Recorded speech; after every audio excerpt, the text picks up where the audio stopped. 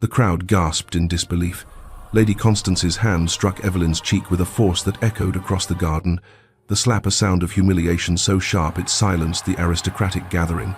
But before anyone could move, the Duke of Wetherby stepped forward with a cold precision, his hand wrapped around Lady Constance's wrist, his grip unyielding, and he leaned in to whisper in her ear, his voice like ice. "That was your last mistake. Hello, lovely. If you're enjoying this historic romantic tale, I'd be so grateful for a like or a subscribe. It helps me bring you more stories of love, longing, and history. And if you're up for it, tell me in the comments where you're watching from. I read every note, and it always brings a smile to my face."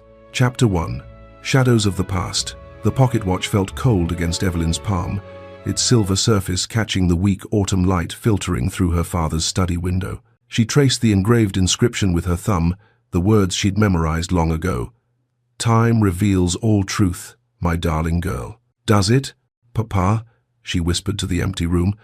"What truth has time revealed except that I'm a coward?" 6 months. Half a year since Lord Edmund Hargrave had been laid to rest in the family plot, and still Evelyn found herself seeking sanctuary in this room. Everything remained exactly as he'd left it, the leather-bound ledgers stacked precisely on the mahogany desk, the faint scent of pipe tobacco clinging to the curtains, the morning sun illuminating the same worn patch of carpet where he'd paced while teaching her about crop rotation and tenant rights. An estate is more than land and titles. "Evelyn," his voice echoed in her memory. "It's people, their livelihoods, their families, their futures. Never forget that." She sank into his chair, the leather creaking familiarly, and closed her eyes. How many hours had she spent here as a girl, perched on the edge of this very seat while he explained contracts and drainage systems? He'd treated her like the son he'd never had, ignoring society's expectations that ladies concern themselves only with needlework and watercolors. "You have a sharp mind, my darling girl," he'd said, letting her examine the estate maps spread across the desk. "Sharper than most men I know. Don't let anyone convince you otherwise. A sharp mind. What good was it now, trapped like a bird in a gilded cage?" The door crashed open without warning. "There you are." Lady Constance's voice cut through the memory like a blade through silk. "I should have known I'd find you wallowing in here." Evelyn's fingers tightened around the watch as she rose, schooling her features into careful neutrality. Her stepmother stood in the doorway, resplendent in deep purple mourning silk that somehow managed to look more fashionable than somber. At 43, Constance remained beautiful in a cold, calculated way, every blonde curl precisely placed, every movement measured for maximum effect. "I was reviewing the tenant contracts," Evelyn said quietly, gesturing to the ledgers. "The Michaelmas rents are due soon, and the estate manager handles such matters now." Constance swept into the room, her skirts whispering against the floor. "Your father indulged your peculiar interests, but I won't have you pretending to understand business affairs. It's unseemly, unseemly." Everything Evelyn did was unseemly, in Constance's estimation. Speaking with tenant farmers, reading political newspapers, having opinions. "Father taught me. Your father is dead." The words landed like a slap. Constance lifted a ledger, examined it with theatrical distaste, and dropped it back onto the desk, and his outdated notions died with him. "Now, we have the day to plan. The Duke of Wetherby's garden party is in 3 days, and you'll need proper preparation." Evelyn's stomach clenched. "The garden party?" "Yes, Lord Henry Whitmore will be in attendance." Constance smiled, the expression never reaching her ice-blue eyes. "A most promising match. Second son of the Earl of Pembroke, recently come into a significant inheritance from his maternal uncle. I have no interest in Lord Whitmore." "Your interests are irrelevant." Constance moved to the window, adjusting her perfectly arranged hair in the glass reflection. "Your father's will was quite clear. Until you marry with my approval or reach 25, I serve as guardian of the estate. 3 more years of your stubborn independence, Evelyn, or you accept a suitable match now. Lord Whitmore is suitable. 3 more years." The number haunted Evelyn's dreams. She was 22 in age, when most ladies of her station were already married with children, but marriage meant surrendering what little autonomy she retained. Under English law, everything she owned would become her husband's property the moment she spoke her vows. "I won't be sold like livestock," Evelyn said, surprised by the steadiness of her own voice. Constance turned slowly, her expression hardening. Sold? My dear stepdaughter, I'm offering you security, protection. A woman alone is vulnerable, as you're learning. Or would you prefer I make other arrangements? The threat hung in the air between them. Evelyn had heard the whispered warnings before asylums, places where inconvenient women disappeared behind locked doors, declared hysterical or mad by doctors whose loyalty could be purchased. I'll attend the garden party, Evelyn said finally, hating the defeat in her voice. Good. Now, about your wardrobe. The breakfast room felt suffocating despite its generous proportions. Evelyn sat rigid in her chair. The lavender morning dress she'd chosen modest, appropriate, her favorite color now a source of conflict. Absolutely not. Constance's fork clattered against her plate. That color makes you look sallow, and the neckline is far too severe. Lord Whitmore will think you a prude. Across the table, Beatrice kept her eyes fixed on her poached eggs. Evelyn's stepsister was 19, pretty in an unremarkable way, and had mastered the art of becoming invisible during Constance's tirades. Evelyn couldn't entirely blame her. Beatrice had grown up under Constance's thumb. She knew no other way. The dress is perfectly appropriate, Evelyn said carefully. I'll determine what's appropriate in my household. Constance dabbed her lips with her napkin, the gesture somehow conveying contempt. You'll wear the rose silk tomorrow, and the cream day dress to the garden party, the one with the lower neckline. Mother, Beatrice ventured quietly, the lavender is quite becoming. Did I ask for your opinion? Constance's gaze swiveled to her daughter. Beatrice shrank back, color flooding her cheeks. No? Then kindly keep your thoughts to yourself. Evelyn's jaw tightened. This was how it always went. Constance, wielding cruelty like a conductor's baton, orchestrating their misery with practiced precision. Your posture, Evelyn. Constance's attention returned like a hawk spotting prey. You slouch like a scullery maid, and must you butter your toast so vigorously? A lady takes delicate bites. Small, refined. Small, refined, invisible. Evelyn set down her knife, her appetite vanishing. I received a letter yesterday, Constance continued, producing an envelope from her sleeve like a magician revealing a trick. From Mr. Blackwell, your father's former solicitor. He seems to have questions about certain estate transactions. Ice water flooded Evelyn's veins. What transactions? Nothing that concerns you. I've handled everything perfectly legally. But something flickered in Constance's expression, uncertainty perhaps, or calculation. However, his interference is tiresome. I've dismissed him and retained Mr. Thaddeus Pike instead, a much more understanding gentleman. Evelyn's hands clenched in her lap. Mr. Blackwell had been her father's solicitor for 20 years, a man of impeccable integrity. His questions likely meant he'd discovered something wrong with how Constance was managing the estate. You can't simply dismiss. I can do whatever I please. Constance's smile was razor-sharp. I'm the guardian, remember? Every decision, every signature, every sale, all perfectly within my rights, until you marry or reach your majority. So you see, my dear, cooperation benefits us both. Defy me, and I'll ensure those 3 years feel like 30. The threat was clear. Constance had already sold the North pasture land to a neighbor at half its value. She'd dismissed Mrs. Fletcher, the housekeeper who'd been with the family since before Evelyn was born. She'd replaced experienced tenant farmers with cheaper labor, ignoring their family's welfare, and Evelyn was powerless to stop any of it. I've also taken the liberty of reviewing your correspondence. Constance produced another letter, this one in Evelyn's handwriting. A letter to Lady Margaret Ashford, the Duke of Wetherby's eccentric aunt? Planning to appeal to her for assistance, were we? Shame and fury warred in Evelyn's chest. She'd written that letter in desperation 3 weeks ago, hoping Lady Margaret, known for her independent spirit and political connections, might offer guidance. She'd never had the courage to send it. I thought not. Constance tore the letter in half, then quarters, letting the pieces flutter to the table like snow. You have no allies, Evelyn, no champions. Your father's friends have their own concerns, and society has no patience for difficult young women. Marry Lord Whitmore, and this unpleasantness ends. Refuse, and I'll make your life a study in misery. She rose, smoothing her skirts. You'll spend this morning practicing your watercolors. Lord Whitmore appreciates artistic accomplishment in a wife, and do something about your hair. Those curls are positively wild. The door closed behind her with decisive finality. Beatrice finally looked up, guilt swimming in her hazel eyes. Evelyn, don't. Evelyn's voice came out harsher than intended. Just don't. She couldn't bear sympathy, not from someone who watched it all happen and said nothing. Evening found Evelyn alone in her bedchamber, staring at her reflection in the dressing table mirror.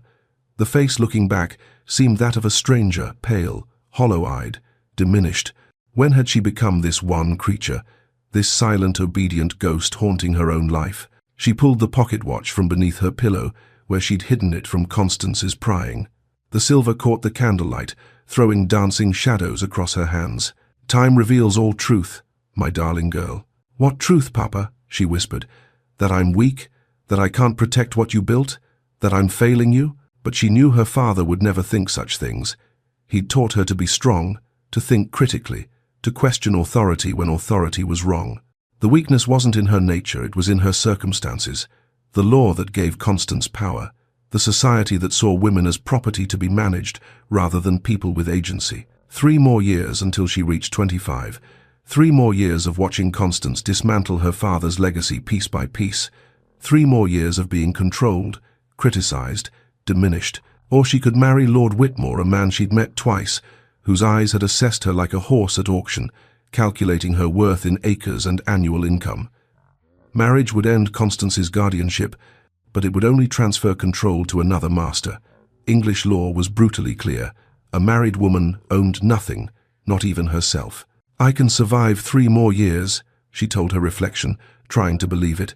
I have to. But as she clutched the watch against her heart, feeling its steady tick-tick-tick against her palm, Evelyn wondered if survival was enough. If there might be something more than merely enduring, something like actual freedom.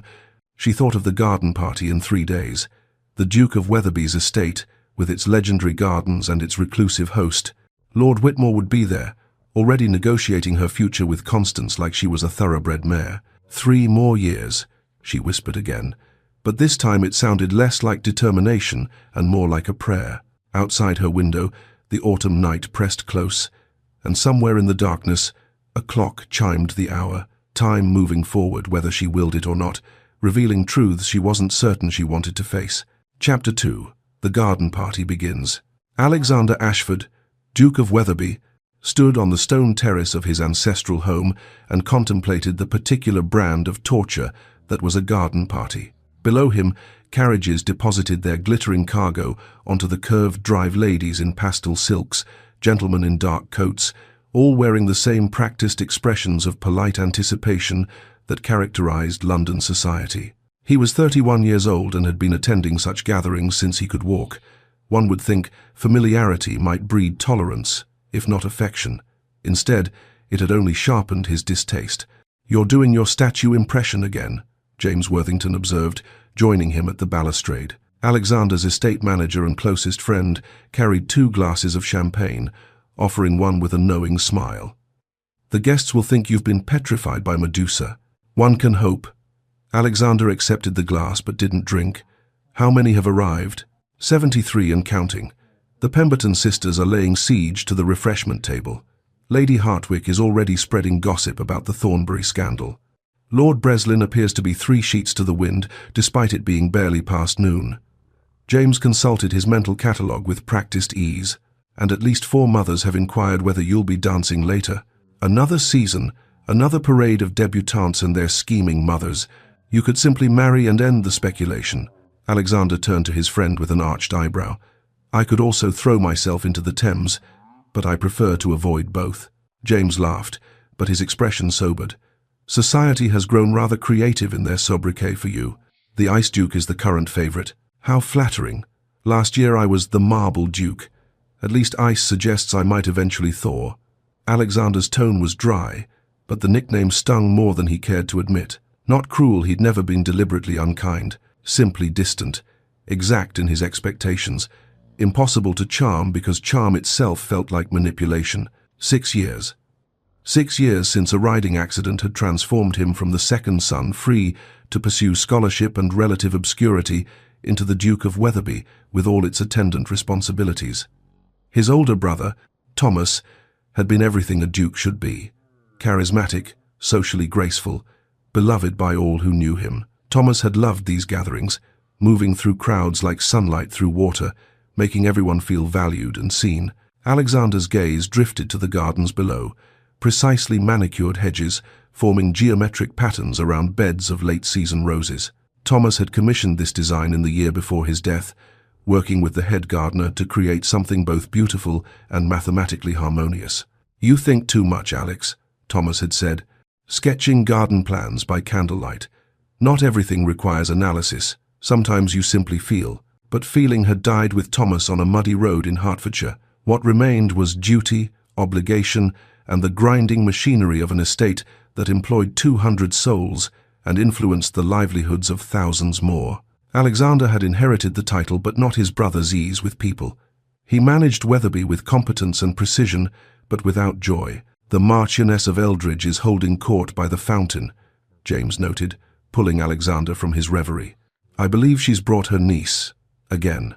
The girl who speaks only in superlatives. Everything is either utterly divine or positively dreadful." "The very same." Alexander observed the arriving guests with a practiced eye. Lord Hamilton, perpetually one bad investment from debtor's prison. The Mrs. Thornbury, desperate to secure husbands before their father's fortune evaporated. Mr. Geoffrey Wade, whose political ambitions exceeded his intelligence by a considerable margin. He could write their scripts before they opened their mouths. The careful compliments about Wetherby's grounds, the subtle inquiries about his availability, the calculated placement of eligible daughters in his line of sight. It was theatre, and he'd grown weary of performing his assigned role. Then the Hargrave carriage arrived. Alexander's attention sharpened involuntarily. The black lacquered vehicle bore the Hargrave coat of arms, a stag rampant, though the gold leaf had faded since he'd last seen it. That would have been at Edmund Hargrave's funeral 6 months prior, where Alexander had stood in the rain watching a good man laid to rest far too young. Edmund had been a friend, or as close to one as Alexander's position typically allowed. They'd met during a parliamentary session 5 years ago, discovering a shared interest in agricultural reform. Edmund had possessed that rare quality of speaking to Alexander as a person rather than a title, offering advice during those first overwhelming months of Alexander's unexpected dukedom. "The hardest part," Edmund had said over brandy one evening, "is balancing what you want with what's required. But remember, you're a man first, Duke second. Don't lose yourself in the role." Easy advice to give, considerably harder to follow. The carriage door opened, and Lady Constance Hargrave emerged first, all calculated grace and fashionable mourning attire that somehow managed to look more stylish than somber. Alexander had met her twice, both times finding her as appealing as a snake in silk. Beautiful, certainly, but cold, watchful, a woman who viewed every interaction as a transaction. Then came Lady Evelyn. Alexander straightened despite himself. He'd last seen Edmund's daughter at the funeral, a pale figure in black, silent and hollow-eyed with grief. Edmund had spoken of her constantly, pride evident in every word. "Brilliant girl, my Evelyn, sharp as any Oxford scholar. We've been reviewing the estate contracts together. She understands land management better than most men I know." But the woman descending from the carriage bore little resemblance to Edmund's descriptions. She moved with grace. Yes, her posture perfect, her steps measured, but something was profoundly wrong. Her eyes remained downcast, fixed on the ground rather than taking in Wetherby's famous gardens. Her dove-grey dress was expensive but severe, draining colour from her complexion. She held herself with the rigid control of a person braced for impact. Lady Constance's hand closed around Evelyn's elbow, possessive and controlling. Even from this distance, Alexander could see the older woman's smile, all teeth and false warmth as she greeted other guests. "That's not right," Alexander murmured. "What isn't?" James followed his gaze. "Lady Evelyn," Edmund said. She was curious, spirited, laughed like sunlight. Alexander's jaw tightened. "That woman looks like a ghost." He watched them cross the lawn, Lady Constance steering Evelyn with the practiced control of a jailer escorting a prisoner. They were heading directly toward Lord Henry Whitmore, who stood near the ornamental pond looking pleased with himself. Alexander knew Whitmore's reputation intimately, gambling debts at 3 separate clubs, 2 failed courtships when the ladies' families discovered his financial situation, currently desperate for an heiress to salvage his circumstances. The man was handsome enough, well connected through his father's title, but utterly without substance or integrity. "Surely Constance isn't attempting to match Lady Evelyn with Whitmore," James said, disapproval clear in his voice. "It would solve both their problems. Whitmore gets an inheritance. Constance secures her stepdaughter's future while maintaining influence. Alexander set down his untouched champagne. Edmund would be appalled. Before he quite realized he'd made the decision, Alexander was moving down the terrace steps toward the lawn. James called something after him, but the words didn't register. He reached them as Constance was making introductions, her voice honey-sweet. "Lord Whitmore, may I present my stepdaughter, Lady Evelyn Hargrave."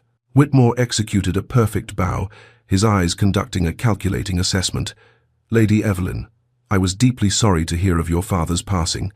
A gentleman of great distinction." Evelyn murmured something appropriate, her voice so quiet Alexander barely heard it. "Your Grace!" Constance turned, surprise flickering across her features before being smoothed into delight. "What an honor! We were just—" "Lady Constance." Alexander's greeting was polite, but deliberately cool. Then he shifted his attention, his voice warming slightly. "Lady Evelyn, your father spoke of you often. He would be pleased to see you here." Evelyn's eyes lifted for the first time, meeting his. For just a second, no more than a heartbeat, Alexander saw something alive there. Surprise, certainly. Recognition, perhaps, though they'd never been formally introduced, and something else he couldn't quite name. Hope? Then it vanished, shuttered behind careful blankness so quickly he wondered if he'd imagined it. "Your Grace is most kind," she said softly. "Father held you in high regard. The regard was mutual. He was instrumental in helping me navigate my early tenure as Duke." Alexander wanted to say more, wanted to ask if she was well, if she needed assistance.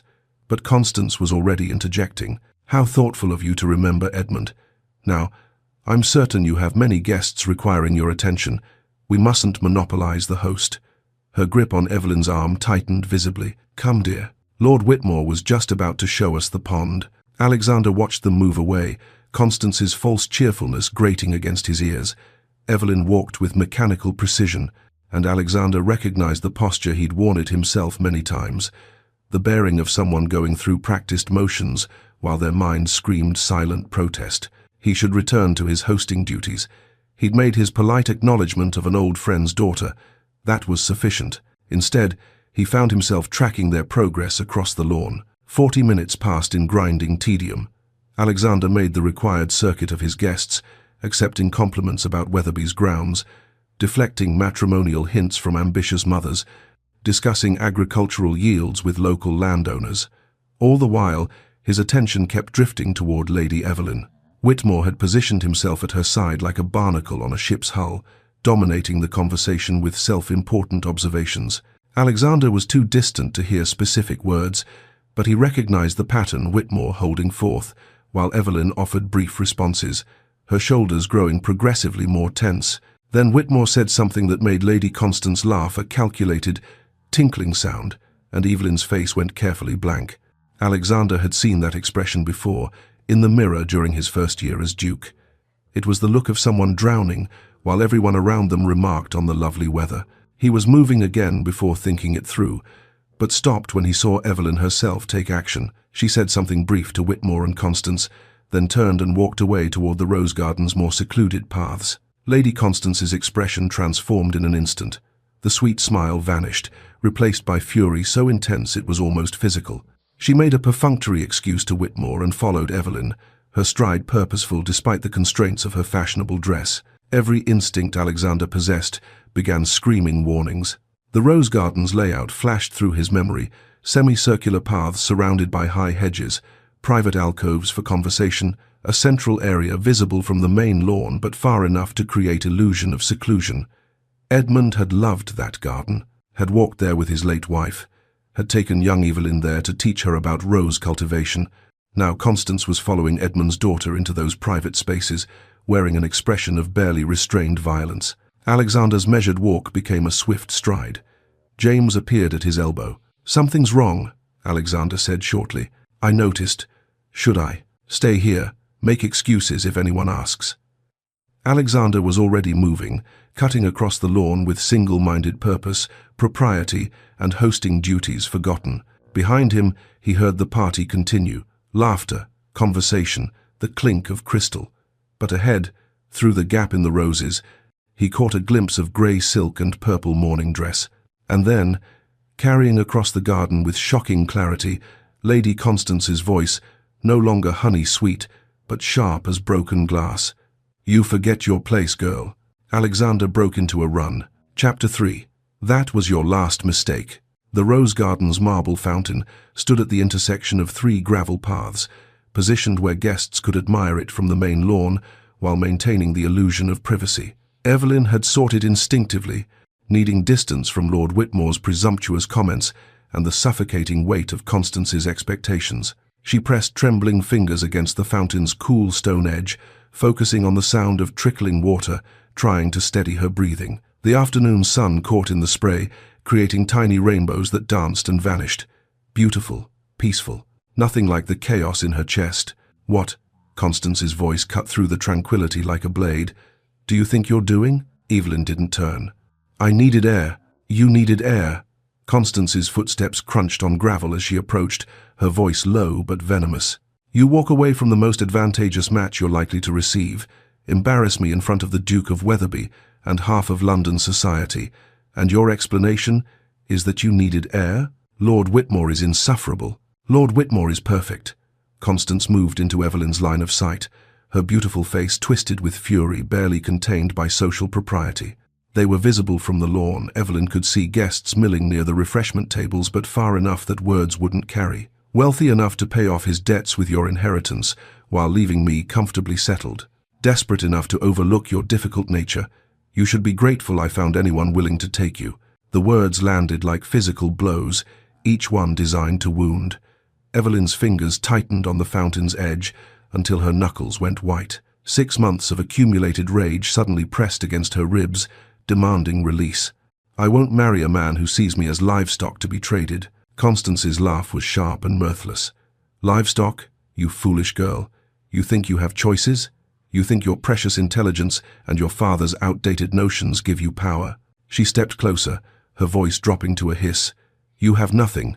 You are nothing without my approval. The law is quite clear on that point." "The law is wrong. The law is reality."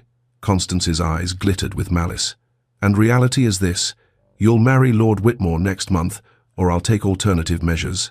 I have physicians who will testify to your instability, your hysteria, your dangerous delusions. One signature, Evelyn, and you'll spend the rest of your life in an asylum, staring at walls, while I manage your inheritance as I see fit." The threat wasn't empty. Evelyn had heard stories of inconvenient women disappeared behind asylum walls, declared mad by doctors whose loyalty could be purchased. Her heart hammered against her ribs, fear and fury warring for dominance. "You wouldn't dare." "Try me." Constance smiled, the expression never reaching her cold eyes. "Your father spoiled you, filled your head with ridiculous ideas about women managing estates and making decisions. But Edmund is dead, and his fantasies died with him. It's time you learned your place." Something inside Evelyn snapped. Perhaps it was the casual cruelty in Constance's voice. Perhaps it was the invocation of her father's name, like a weapon. Perhaps it was simply 6 months of accumulated grief and rage, finally finding their breaking point. "Father would be ashamed of what you've become." The words emerged steadier than Evelyn felt, each syllable weighted with truth. "He married you because he thought you'd be a companion after Mother died. He trusted you, and you've spent 6 months dismantling everything he built, selling off his legacy piece by piece, treating his daughter like property to be liquidated." Constance's face went white, then red. "How dare you?" "He would be ashamed," Evelyn repeated, her voice shaking but firm.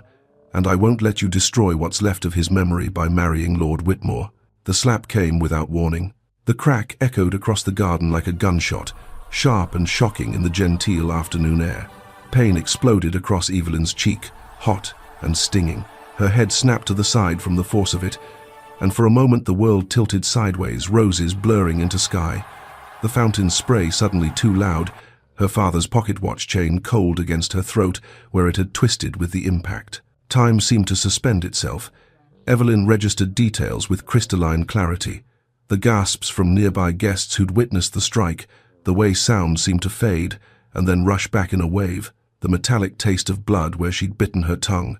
Her hand rose slowly to her burning cheek, fingers trembling as they touched the place where Constance's palm had connected. Through watering eyes, she saw guests frozen in various attitudes of shock. Ladies with hands pressed to mouths, gentlemen half turned toward the commotion. Even the servants had stopped moving, creating a tableau of suspended animation. Constance stood before her, chest heaving, her carefully maintained mask of civility completely shattered. Rage contorted her features into something ugly and raw. "You forget your place, girl." She raised her hand again. Evelyn flinched, hating herself for the involuntary response, but unable to stop it. She braced for the second blow, closing her eyes. It never came.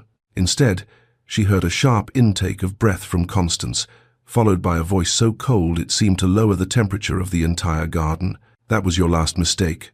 Evelyn's eyes flew open. The Duke of Weatherby stood between her and Constance, his hand locked around her stepmother's wrist, stopping the descending slap mid-swing. His grip appeared almost casual, but Constance's face had gone pale, suggesting the strength behind it was anything but gentle. The crowd that had been forming at a distance suddenly pressed closer, drawn by the spectacle of a duke intervening in a family dispute. Evelyn could see their faces: shock, curiosity, gleeful scandal. The moment would be dissected in drawing rooms across London by evening. "Your Grace," Constance's voice emerged, strangled, her social instincts struggling to reassert control. "This is a family matter. The girl is hysterical, ungrateful. She needs discipline." "What she needs," Alexander interrupted, his voice carrying absolute authority despite its quiet delivery, "is protection from you." He released Constance's wrist with obvious distaste, then turned to Evelyn. His grey eyes softened fractionally as he took in her tear-stained face and trembling form. "Lady Evelyn, would you do me the honor of joining me for tea? I have matters to discuss regarding your father's estate." Evelyn opened her mouth, but no sound emerged. Her cheek throbbed, her mind spun. This couldn't be happening. Dukes didn't intervene in domestic disputes. They certainly didn't publicly challenge the guardians of young ladies, no matter the provocation. Before she could formulate a response, Alexander turned back to address the assembled crowd. His voice carried across the garden with absolute clarity, brooking no argument. "Lady Constance, you will leave my property immediately. Lady Evelyn is now under my protection. Her belongings will be collected from Hargrave House tomorrow." The gasps that rippled through the crowd were audible, even over the fountain's splash. This was more than intervention. This was a public claiming of responsibility, nearly scandalous in its implications. Evelyn felt the weight of dozens of eyes, heard the whispers beginning like wind through leaves. "You cannot simply—" Constance's composure cracked completely. "She's my stepdaughter. Legally, I am her guardian until she marries or reaches her majority. You have no right. My solicitor will contact you regarding the legality of your guardianship." Alexander's tone suggested the conversation was finished. "Given what I've just witnessed, I suspect the courts will have questions about your fitness for that role. I suggest you gather your own counsel. Good day, madam." He offered his arm to Evelyn with the same formal courtesy he might extend to a queen. "Lady Evelyn?" Evelyn stared at his outstretched arm as if it were a lifeline thrown to someone drowning, which, perhaps it was. Her entire world had just shifted on its axis in the space of minutes. Humiliation warred with relief, terror with gratitude. She was ruined. No respectable family would receive her after this scandal. But she was also free, or as close to free as a woman in her position could be. Her hand, still trembling, reached for his arm. The moment her fingers touched his sleeve, she felt the trembling worsen, her entire body beginning to shake with delayed shock. "Steady," Alexander murmured, low enough that only she could hear. "Just a few steps. You can do this." They walked through the crowd together. Every face turned toward them, some shocked, some delighted by the gossip, some openly disapproving. Evelyn kept her eyes fixed straight ahead, refusing to look at the judgment in their expressions. Her cheek burned, her legs felt unsteady, but Alexander's arm remained solid beneath her hand, an anchor in chaos. She glanced back once, unable to help herself. Constance stood alone by the fountain, fury and calculation warring on her face. But beyond her, half hidden behind a rose trellis, stood Beatrice. Her stepsister's expression held something Evelyn had never seen there before. Regret, perhaps, or recognition. Their eyes met for a brief moment, and Beatrice offered the smallest of nods before looking away. Then they passed through the French doors into Weatherby's cool interior, and the garden party's noise faded behind them. Evelyn had stepped from one world into something entirely unknown. As the reality of what had just happened began to settle over her like a weight, she realized with dizzy certainty that nothing would ever be the same again. Chapter 4. Sanctuary and questions. The Duke's private study was a sanctuary of dark wood and leather, floor-to-ceiling bookshelves lined with volumes that showed the wear of actual reading rather than decorative display. A massive desk dominated one corner, its surface organized with military precision, but Alexander guided Evelyn past it to a pair of wingback chairs positioned before an unlit fireplace. The afternoon sun slanted through tall windows, illuminating dust motes that danced in the golden light. Evelyn sat with rigid formality, her spine not touching the chair's back, hands clasped so tightly in her lap that her knuckles had gone white. The trembling that had started in the garden had worsened, spreading through her limbs until she felt as though she might shatter into pieces. Alexander moved to a sideboard without speaking, the clink of crystal against crystal oddly soothing in the quiet room. He poured amber liquid from a decanter brandy by its color and returned with 2 glasses. One he kept, the other he offered to Evelyn with a slight nod. She took it with both hands, needing them both to hide the shaking. The glass felt solid and real against her palms, grounding her in a moment that still seemed impossible. Had the last hour actually happened? Had a duke truly intervened in her stepmother's discipline, claimed her protection publicly, brought her into his private study as if such actions were perfectly ordinary? The brandy burned going down, but the warmth spreading through her chest was steadying. Alexander settled into the opposite chair, notably not behind his desk where authority would tower over her, but across from her at equal height. He didn't speak immediately, didn't rush to fill the silence with platitudes or demands for explanation. He simply sat, his own glass cradled loosely in one hand, and waited. The patience undid something in Evelyn's chest. "Thank you." Her voice emerged barely steady, roughened by tears she refused to shed in front of a stranger. "But I don't understand why you intervened. You don't know me. We've never been formally introduced. My family troubles are hardly. I knew your father." The simple statement stopped her mid-sentence. Evelyn looked up, really looked at the Duke for the first time since entering the study. He was younger than she'd expected, perhaps 30 or 31, with dark hair showing premature silver at the temples. His features were aristocratic but lived in, marked by responsibility rather than dissipation. Grey eyes regarded her with unexpected gentleness. "Edmund and I served together on several parliamentary committees," Alexander continued. "Agricultural reform, mostly. Tenant rights. He had radical ideas about estate management, treating farmers as partners rather than subjects. I was new to my title, drowning in obligations I'd never expected to inherit. Your father," he paused, something like grief flickering across his features. "He helped me navigate those early days, offered advice without condescension, treated me as a man rather than merely a duke." Evelyn's throat tightened. She could picture it perfectly, her father, with his gentle wisdom, his instinct for seeing the person behind the title. "He spoke of you constantly," Alexander said, and now there was warmth in his voice. "His brilliant daughter, who understood estate management better than most men, who rode like a centaur, who laughed," he said, "like her mother did, like joy itself." The tears Evelyn had been fighting broke through her defenses. They spilled hot down her cheeks, and she pressed a hand to her mouth to contain the sob building in her chest. "I haven't laughed like that in a very long time." "I know." Alexander's voice was quiet but firm. "I've attended functions where you were present these past 6 months. The Thornbury Ball in July, Lady Hertford's musicale in August, the Pembroke dinner last month. Every time, I saw a little less of the person your father described. You were fading, Lady Evelyn, disappearing inside yourself." Evelyn stared at him, shocked. "You noticed me? How could I not?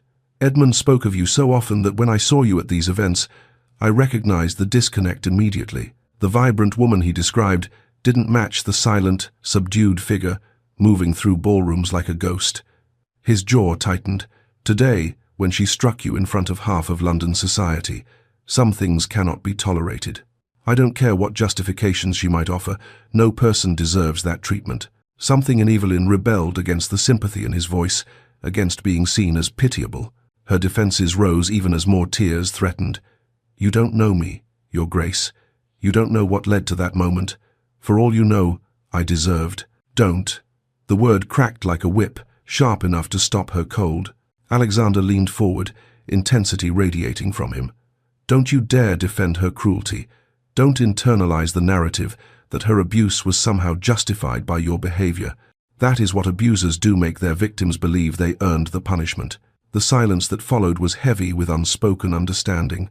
Evelyn clutched her brandy glass, unable to meet his eyes, feeling exposed in a way that had nothing to do with scandal and everything to do with being truly seen. Finally, she managed the question that had been building since they left the garden. What happens now? I'm ruined, aren't I? Living here, even temporarily. My reputation, my aunt, Lady Margaret Ashford, resides in the East Wing. Alexander's tone shifted back to practical, giving Evelyn space to regain her composure. She's eccentric and politically outspoken, which is why she prefers the countryside to London. But her presence ensures propriety. She witnessed the entire scene in the garden. I saw her in the crowd. She'll support your version of events, should anyone question the circumstances. Evelyn's mind spun, trying to process the implications. A chaperone, a witness to Constance's violence. The Duke had thought this through with remarkable speed. There's more you should know. Alexander set down his glass, his expression serious. I made inquiries after your father's death. The terms of his will, Lady Constance's legal maneuvering, it's all questionable at best, fraudulent at worst. You investigated? Evelyn couldn't keep the surprise from her voice. Your father asked me to look after you if anything happened to him. We were discussing estate succession over dinner one evening, about 3 months before his death. He mentioned his concerns about Constance, about ensuring you'd be protected. Alexander's expression turned rueful. I assured him such precautions were unnecessary, that he'd live another 30 years at least, but I promised that if anything did happen, I'd make certain you were cared for. I didn't realize how literal that request would become. The revelation settled over Evelyn like a weight. Her father had known, had seen through Constance's performance, had tried to protect his daughter even beyond death. Stay here as my guest, Alexander said. My solicitor, Mr. Henry Blackwell, is one of the finest legal minds in England. He'll review your situation thoroughly. We'll determine how to break Constance's control legally. The guardianship provisions in your father's will may be challengeable, especially given what I witnessed today. It was everything Evelyn had dreamed of during 6 months of captivity: rescue, legal assistance, escape from Constance's cruelty. So why did panic flutter in her chest like a trapped bird? I won't be a charity case, Your Grace. The words emerged more forcefully than she'd intended, but she couldn't take them back. Or a project to manage. I've had enough of being managed. If I'm simply trading one form of control for another, fair enough. Alexander's response was immediate, without defensiveness or offense. Then, let's call this a strategic alliance. You need legal protection and physical distance from your stepmother. I need. He paused, and for the first time, something like humor crossed his features. Frankly, I could use an intelligent conversation partner who isn't trying to manipulate me into marriage. The season is deadly dull. The unexpected honesty startled a sound from Evelyn's throat, not quite a laugh, but close. A tiny, surprised exhale that held the ghost of amusement. Alexander's slight smile transformed his entire countenance. There, your father would be pleased. The tears returned, but these were different, softer, tinged with something other than grief. Evelyn wiped at her eyes with shaking fingers, simultaneously embarrassed and strangely relieved. Practical matters, Alexander continued, his tone brisk but kind. You'll have your own suite in the guest wing, complete privacy, freedom to roam the estate and grounds as you wish. The library is extensive. Father was a collector. You're welcome to any volumes that interest you. I can read what I choose. Why on earth wouldn't you be able to? Alexander looked genuinely puzzled. Constance believed novels were frivolous and political texts unsuitable for women. His expression darkened. Then you have 6 months of reading to catch up on. I'll have Mrs. Hewitt, my housekeeper, show you the library after you're settled. They discussed logistics with surprising ease. Her belongings would be collected tomorrow. Correspondence with Mr. Blackwell would begin immediately. Lady Margaret would be informed and would likely demand an introduction at dinner. Throughout the conversation, Evelyn felt the tight band around her chest gradually loosening. As she rose to leave, her hand unconsciously touched her cheek. The skin was tender, likely bruising. She winced. Alexander noticed immediately. Mrs. Hewitt will bring a cold compress and perhaps some witch hazel for the swelling. He moved to the door, opening it to reveal a comfortable-looking woman in her 50s waiting in the hallway. Mrs. Hewitt, Lady Evelyn will be staying as our guest. Would you see her settled in the blue suite? And please bring something for her cheek." The housekeeper's warm brown eyes took in Evelyn's tear-stained face and bruised cheek without judgment. "Of course, Your Grace. Come along, dear. Let's get you comfortable." The guest suite was larger than Evelyn's room at Hargrave House, decorated in shades of blue and cream that caught the afternoon light. French doors opened onto a small balcony overlooking the gardens, the same gardens where her world had shattered and reformed in the span of minutes. Mrs. Hewitt bustled about, opening curtains, checking that fresh water filled the washing basin, promising to return with the compress and some tea. Her kindness was so matter-of-fact, so different from the cold efficiency of Constance's servants, that Evelyn felt tears threatening again. When she was finally alone, Evelyn moved to the window, looking out over manicured lawns and geometric rose beds. From this height, she could see the marble fountain where Constance had struck her. Guests still milled about below, no doubt discussing the scandal in excited whispers. She pulled her father's pocket watch from beneath her bodice, where it hung on its chain. The silver was warm from her skin. She opened it, reading the inscription that had become a talisman. "Time reveals all truth, my darling girl." "What truth will this reveal, Papa?" she whispered to the empty room. That she'd escaped one prison only to enter another? That the Duke's kindness came with expectations she couldn't meet? Or perhaps something else entirely, that freedom was possible, that she possessed strength she'd forgotten, that her father's faith in her wasn't misplaced? Outside, the sun began its descent toward evening, painting the sky in shades of amber and rose. Somewhere in the house, a clock chimed the hour, time moving forward, revealing its truths whether she was ready or not. Evelyn closed the watch and held it against her heart, feeling its steady tick-tick-tick, and for the first time in 6 months, allowed herself to hope. Chapter 5. The rules have changed. Day 3. Evelyn woke to birdsong rather than Constance's sharp rapping on her bedroom door. For a disoriented moment, she couldn't place where she was. The ceiling was wrong, painted cream instead of pale rose, and sunlight streamed through unfamiliar windows. Then memory returned in a rush. The garden party, the slap, the Duke's intervention. Weatherby. She was at Weatherby, and no one was coming to inspect her appearance or dictate her morning schedule. The realization felt too large to contain in her chest. She dressed herself, fumbling slightly with the back fastenings, but managing, and made her way downstairs, following the scent of coffee and warm bread. The breakfast room was smaller than Hargrave's formal dining hall, painted butter yellow and flooded with morning light. A sideboard held covered dishes, eggs, bacon, toast, jam, fruit, and no one to tell her what she was permitted to eat. Evelyn stood frozen, staring at the array of choices.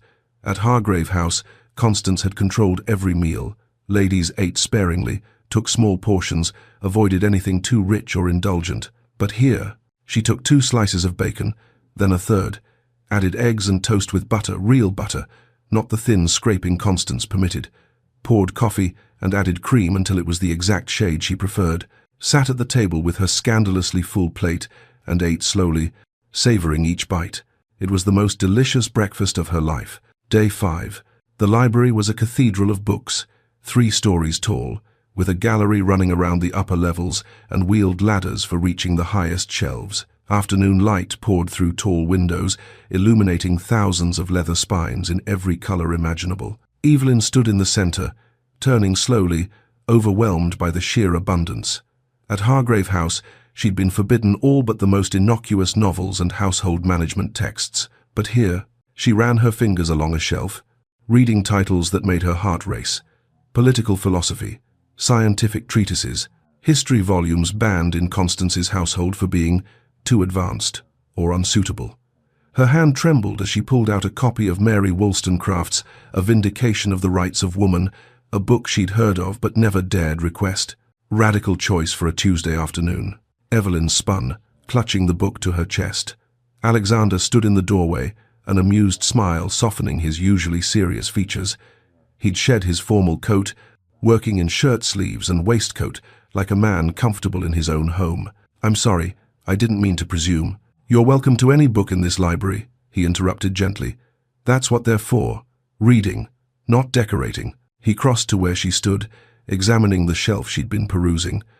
"Wollstonecraft. My mother was fond of her work, scandalous in her time, of course, but Mother said the scandal was proof she'd struck a nerve." "Your mother sounds remarkable." She was. Something sad crossed his features. She died when I was 12. Influenza. But she left her mark on this library. Most of the political philosophy is her collection. They fell into conversation then, moving from Wollstonecraft to other philosophers, discovering a shared fascination with how ideas shaped societies. When Alexander mentioned the Tudor period, Evelyn's enthusiasm got the better of her caution. Catherine of Aragon was the true political genius of that marriage, she argued, her eyes bright with passion. She'd been trained since childhood in statecraft. She served as regent, while Henry was fighting in France successfully, I might add. Her political acumen far exceeded his. But without Thomas Cromwell's administrative reforms, England's break with Rome would have been chaos. Alexander leaned against the desk, clearly enjoying himself. He transformed the entire governmental structure, created the modern bureaucratic state, by destroying monasteries and displacing thousands of people dependent on monastic charity, by ending corruption and redirecting resources to more efficient uses. They argued for an hour, voices rising with enthusiasm, neither giving ground. Alexander found himself watching her face, more than tracking the actual debate, the way her eyes lit up when making a point, how she gestured emphatically with her hands, the color that had returned to her cheeks. She's been hiding this, he thought, or it's been hidden from her. The woman before him bore little resemblance to the ghost from the garden party. This was the daughter Edmund had described, brilliant, passionate, fully alive. The conversation drifted naturally into more personal territory as the afternoon waned. They'd migrated to chairs by the window, the debate giving way to easier exchange. "Why have you never married, Your Grace?" The question emerged before Evelyn could stop it. "Forgive me, that's terribly forward." "No, it's a fair question." Alexander stared out at the gardens, his expression thoughtful.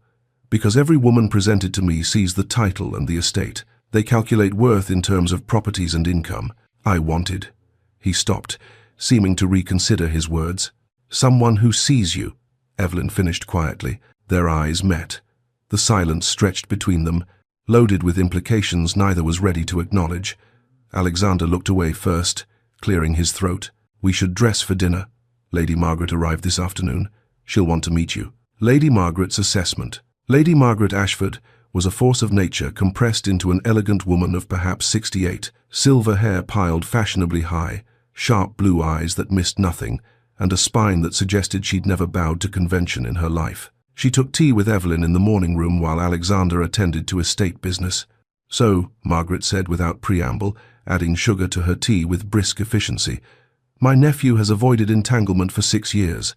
Then he publicly claims a young woman's protection in a manner so scandalous it's been the talk of every drawing room in London. Tell me, Lady Evelyn, what should I make of this?" Evelyn set down her cup carefully. "Your nephew is honoring a promise to my late father." Margaret's gaze was penetrating. "And the way he watches you at dinner is also about honoring promises." Heat flooded Evelyn's cheeks before she could control it. Margaret's laugh was delighted. "Good. He needs someone with spine. Too many insipid girls have bored him to tears, all simpering and, 'Yes, Your Grace, and how wise you are, Your Grace.' Nauseating." She leaned forward conspiratorially. "But you should know, London will be vicious about this. The gossips are sharpening their knives as we speak. Are you prepared?" Evelyn thought of Constance's cruelty, the 6 months of systematic dismantling of her spirit. Lady Constance was vicious too. "I survived her." "Indeed you did. I witnessed that scene in the garden, you know. Ghastly woman. Striking you in public like that." Margaret's expression hardened. "I've already begun spreading my version of events through my correspondence network. By the time I'm finished, Constance Hargrave will find herself persona non grata in every respectable household." "You don't have to." "Oh, but I do. No one strikes a young woman in my nephew's garden and escapes consequences." Margaret smiled, the expression both warm and slightly dangerous. "Besides, I like you. You argue politics at dinner and don't pretend to be less intelligent than you are. That's refreshingly honest." Letters from Constance. The letters began arriving on the 10th day. Alexander's butler, Morrison, brought them to Evelyn in the library where she'd been reading, his expression carefully neutral, but his disapproval evident in the stiff way he held the envelope. The first was bad enough. Constance demanding Evelyn's immediate return, threatening legal action, claiming impropriety. The second was worse, filled with detailed accusations about Evelyn's abandoned behavior. and predictions of social ruin. But the third letter made Evelyn's hands shake. You think the Duke wants you for yourself? He pities you, nothing more. A charity project to assuage his guilt over your father's death. When he tires of your presence, and he will, you'll be ruined and alone. No respectable man will have you. You'll have nothing. Come home now, and I'll consider forgiving this foolishness. Defy me further, and I'll ensure your destruction is complete. Evelyn tried to hide the letter when Alexander entered the library, but her distress must have shown on her face. What's wrong? He crossed to her immediately. Nothing, just correspondence. Evelyn.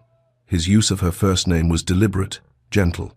Show me. She handed over all 3 letters, watching his expression darken as he read. The fury that crossed his features was cold and controlled, somehow more intimidating than rage would have been. She's desperate, he said finally. That makes her dangerous but also careless.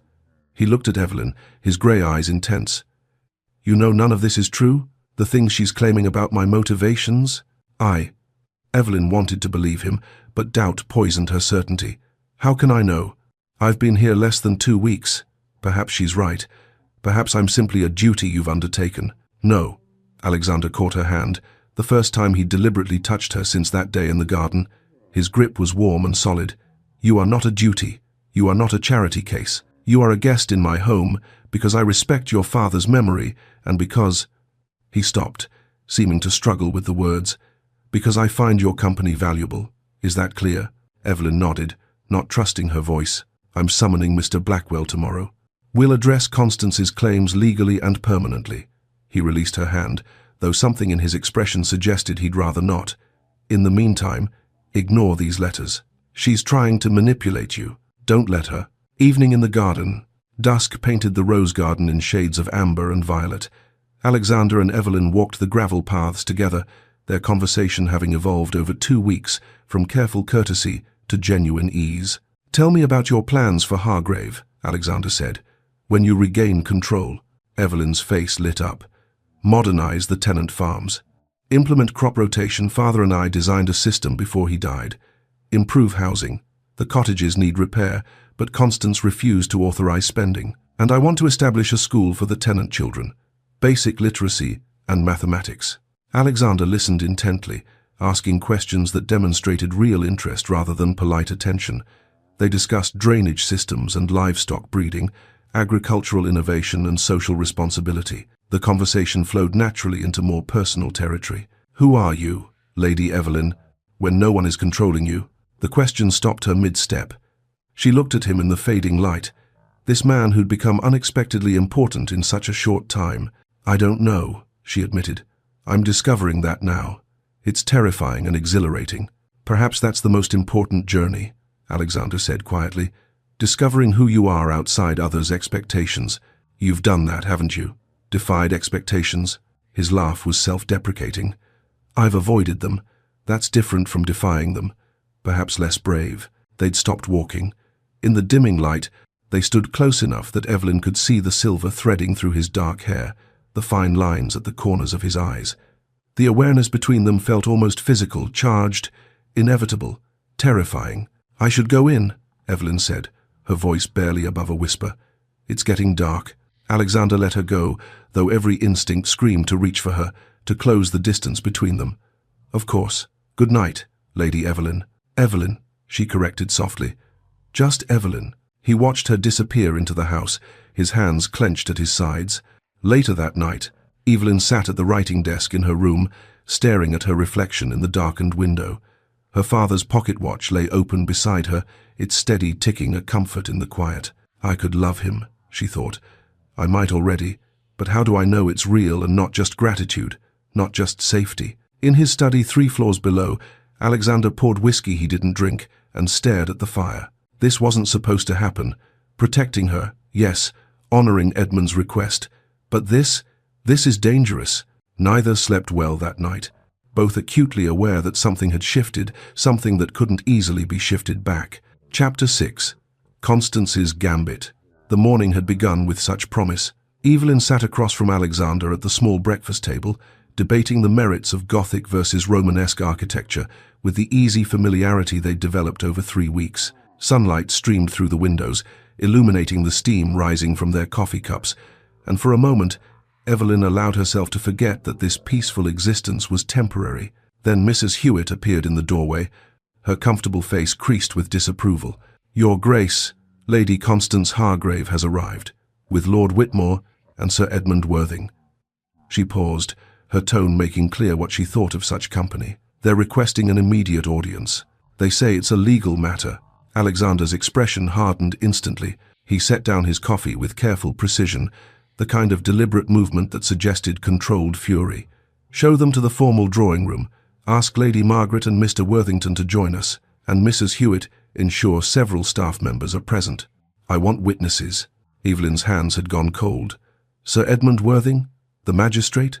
It seems your stepmother has escalated her campaign." Alexander's voice was calm, but his eyes blazed. "Are you prepared for this?" "No," every instinct screamed. "Run, hide, let someone else fight this battle." But Evelyn thought of the past 3 weeks, the books she'd read, the rides she'd taken, the person she'd been rediscovering. She thought of her father's pocket watch and its inscription, "Time reveals all truth." Perhaps it was time to reveal hers. "Yes," she said, rising.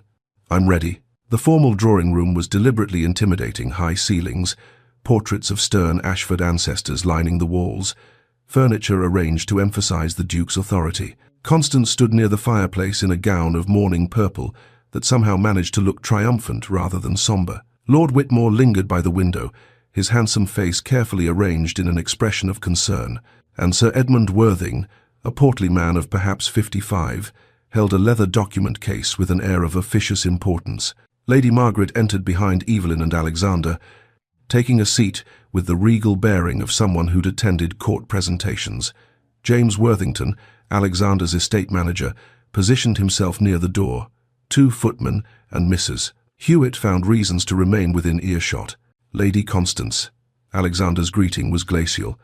"To what do I owe this unexpected visit?" "Your Grace, I come with the heaviest of hearts."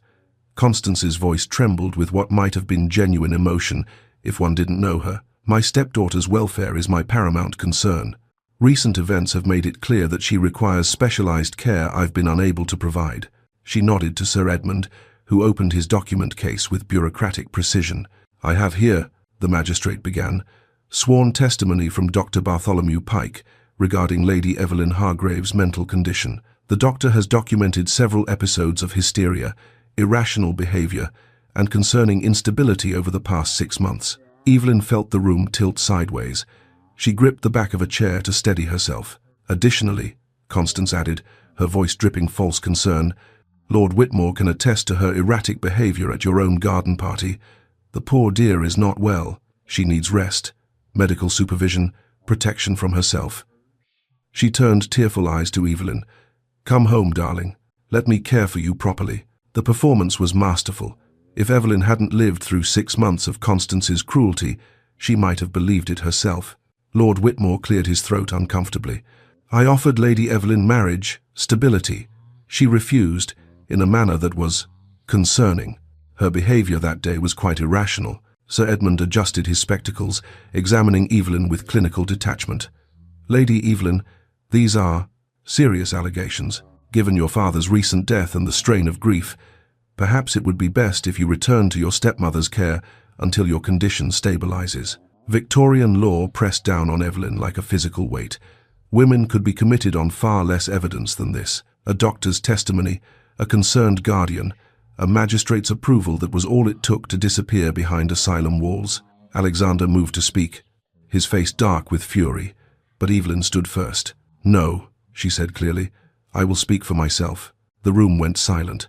Alexander's eyes met hers, a question in them. She gave the smallest nod. "I can do this. I must do this." "Sir Edmund," Evelyn began, her voice steady despite the fear coursing through her veins, "you mentioned Dr. Bartholomew Pike. I'm curious, when did Dr. Pike examine me?" The magistrate consulted his papers. "According to these records, he documented episodes on March 14th, April 2nd, and May 27th. "Dr. Pike has never examined me."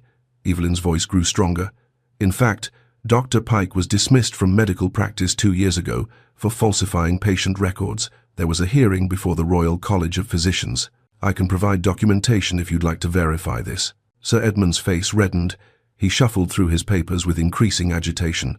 As for the alleged episode on March 14th, Evelyn continued, I was in London that day, meeting with my father's solicitor, Mr. Edmund Blackwell, to review estate documents.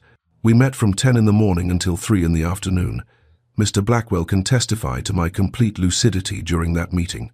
April 2nd, I was at church with my father. He was still alive then. The vicar can confirm my presence and comportment. May 27th, Evelyn's voice hardened, was 2 weeks after my father's funeral. I spent that day in the Hargrave Chapel, alone, grieving. If that constitutes an episode, then grief itself must be classified as madness. She turned to face Constance directly. Each incident you fabricated, I can refute with witnesses and documentation. Would you like me to continue? Constance's mask slipped fractionally, a flash of pure hatred, before she smoothed it away. You see, Sir Edmund, she's become confrontational, defensive. These are symptoms. No, Evelyn cut her off. These are the responses of a sane woman defending herself against false accusations. She shifted her attention to Lord Whitmore, who'd gone pale. Lord Whitmore, what did Lady Constance promise you? Whitmore's mouth opened and closed soundlessly. Was it half my inheritance? Evelyn pressed.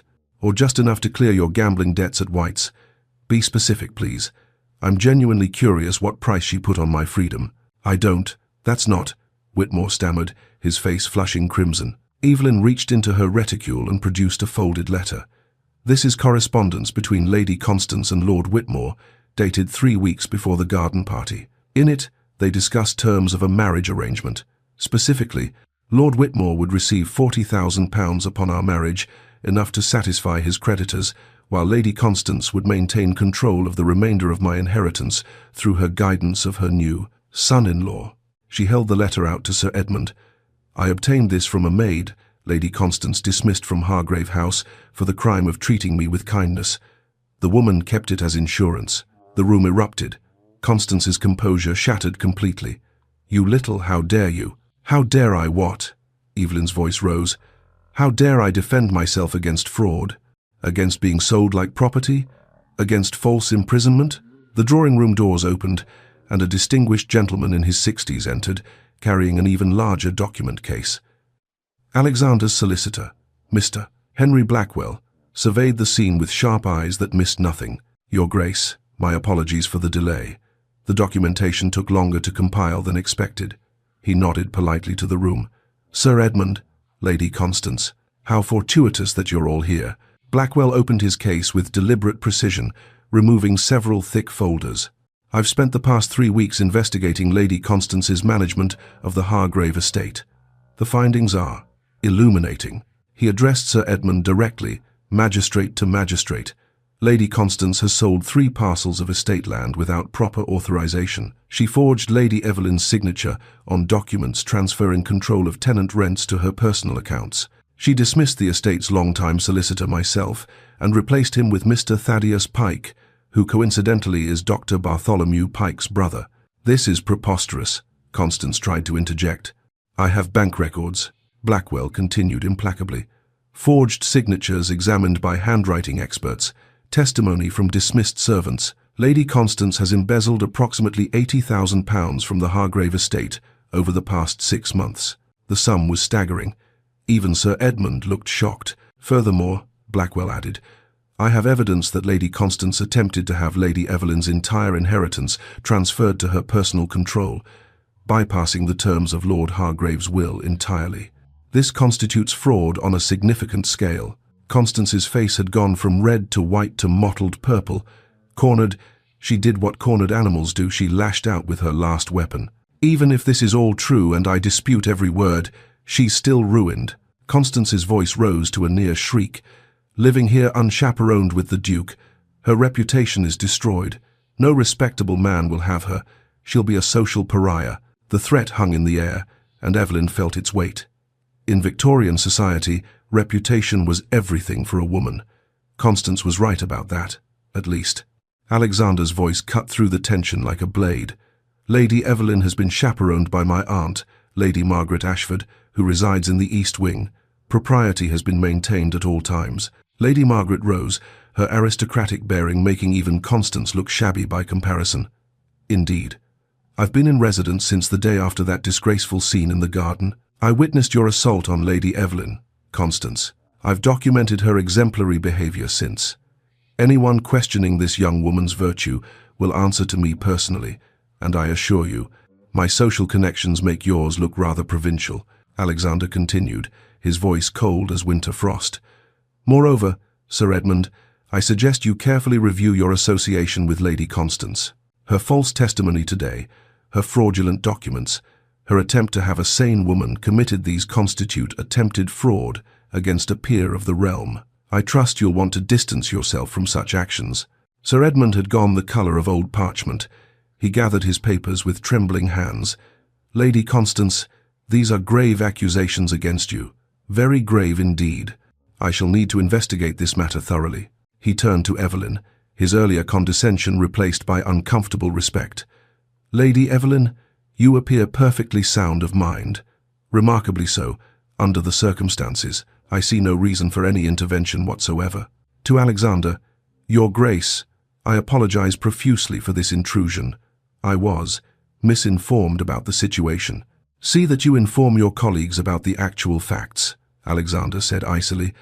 Mr. Blackwell will be filing complaints with the Court of Chancery regarding Lady Constance's financial crimes. I suggest she retain competent counsel. Constance stood trembling with impotent rage. This isn't over. It is. Alexander's voice carried absolute finality. Leave my property. Do not contact Lady Evelyn again. Any communication will go through Mr. Blackwell. If you set foot on Wetherby land again, I'll have you arrested for trespassing. Lord Whitmore had already fled, his shame evident in his hunched shoulders. Sir Edmund bowed his way out with profuse apologies. Constance stood alone, her schemes in ruins around her. She looked at Evelyn one last time, and for a moment, naked hatred showed in her eyes. Then she turned and swept from the room with what little dignity remained to her. The drawing-room emptied slowly, servants departing, James escorting Mr. Blackwell to review documents, Sir Edmund practically fleeing. Finally, only Evelyn, Alexander, and Lady Margaret remained. Evelyn stood rigid, every muscle locked, processing what had just happened. She'd faced down her greatest fear, stood up to Constance with witnesses. One. Then her body remembered how to move, and she began trembling violently. Not from fear, from the adrenaline crash, from relief so profound it felt like drowning. Tears spilled down her cheeks, and she pressed a hand to her mouth to contain the sob building in her chest. Alexander moved toward her, then stopped. May I? She nodded, unable to speak. He took her hands, proper, supportive, but the intimacy of the gesture made her tears flow faster. His hands were warm and steady, while hers shook. You were magnificent, he said quietly, his grey eyes intense. Absolutely magnificent. Lady Margaret's dry voice cut through the moment. Indeed. Constance never stood a chance against an intelligent woman with documentation. Well done, my dear. Evelyn's laugh emerged watery and unsteady, but genuine. She wiped at her eyes with her free hand, though Alexander still held the other. But then Constance's final words echoed in her memory, and the laughter died. She was right about one thing, my reputation. I'm ruined, aren't I? Socially? Alexander's grip on her hands tightened. We'll address that. But first, let's secure your future properly. Make your independence legal and unassailable. Evening found Evelyn in the library, curled in her favorite chair by the window. Twilight painted the gardens in shades of purple and gold. She held her father's pocket watch, its familiar weight a comfort. I did it, Papa, she whispered to the empty room. I stood up for myself, just like you taught me. A soft knock made her look up. Alexander stood in the doorway, hesitant in a way she'd never seen him. May I join you? Please. He settled into the chair across from hers, and they sat in comfortable silence for a long moment. The quiet between them had changed over 3 weeks from awkward to easy, from careful to companionable. Finally, Alexander spoke. There's something I need to discuss with you, about your future. Evelyn's heart stumbled in her chest. My future? Yes. He leaned forward, his expression serious. We need to talk about what happens next. Chapter 7. The Proposal. 2 days after Constance's defeat, Evelyn found herself in a peculiar limbo. Her stepmother was gone, vanquished legally and socially. Her future stretched before her, uncharted and terrifying in its openness. Yet something felt unfinished, suspended, like a breath held too long. Alexander had been distant since the confrontation, polite at meals, cordial when they passed in hallways, but the easy companionship they'd built over 3 weeks had evaporated. He no longer sought her company in the library. He made excuses when she suggested walks. His chair at dinner sat farther from hers than it once had, as if he'd deliberately repositioned the furniture. Evelyn told herself she understood. She'd brought scandal to his household, complicated his orderly life, dragged him into legal battles with her family. Of course, he regretted his intervention. Of course, he was counting the days until propriety allowed him to send her home with relief. The logic was sound. The ache in her chest suggested otherwise. Lady Margaret found her in the garden on a grey afternoon that threatened rain. Evelyn had been walking the paths aimlessly, trying to order her chaotic thoughts into something resembling a plan. "My nephew," Margaret announced without preamble, "is being an idiot." Evelyn turned, startled. "I beg your pardon?" "Alexander, an idiot." Margaret settled onto a stone bench with the air of someone preparing for a lengthy conversation. "Come, sit. We need to talk." Evelyn obeyed, bewildered. "Has something happened?" "Nothing has happened, which is precisely the problem." Margaret fixed her with those sharp blue eyes. "He's in love with you, dear. Terrified of it, but in love nonetheless. And rather than behaving like a rational adult, he's avoiding you like a schoolboy with his first infatuation." The words hit Evelyn like a physical blow. "That's not he can't be." "Oh, but he is. I've known that boy since he was in leading strings. I've never seen him look at anyone the way he looks at you when he thinks no one's watching." Margaret's expression softened slightly. "The question is, what do you feel?" Evelyn's hands twisted in her lap. "I don't know. Gratitude, certainly. He saved me from Constance, gave me sanctuary, helped me find my strength again. And attraction, I'd be lying if I denied that. But how do I separate gratitude from genuine feeling?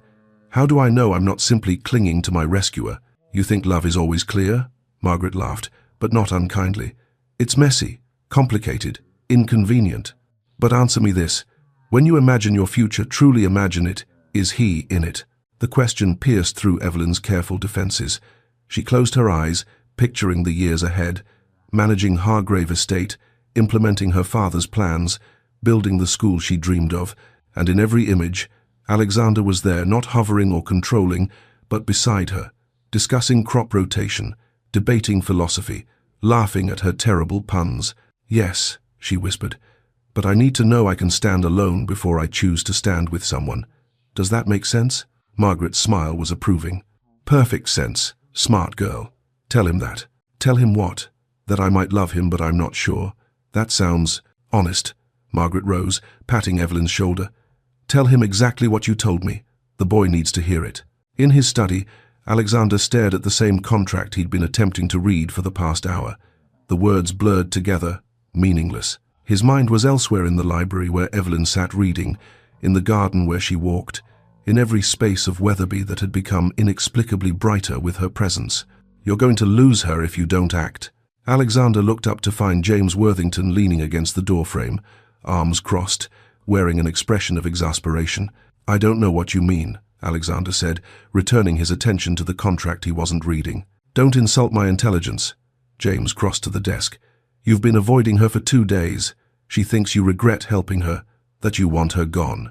I'm giving her space. You're being a coward." James's tone was blunt. "You care for her. It's written all over your face every time she enters a room. But you're so terrified she might say yes out of obligation that you're ensuring she'll leave without knowing how you feel." Alexander set down the contract. "What if she does say yes out of gratitude, out of thinking she has no other choice? I won't trap her in a marriage of obligation. Then give her a choice that requires neither obligation nor gratitude." James leaned forward. "Be honest. Lay out terms that ensure her freedom, and trust her intelligence enough to make her own decision." Evening brought clearing skies and golden light slanting through the rose garden. Alexander found Evelyn there, sitting on a bench in the section where they'd first really talked, far from the fountain where Constance had struck her. This was their space, filled with better memories. "May I join you?" Evelyn looked up. Surprise, and something else, hope, flickering across her features. "Of course." He sat, leaving careful distance between them. They were both silent for a long moment, the awkwardness of the past 2 days settling over them like fog.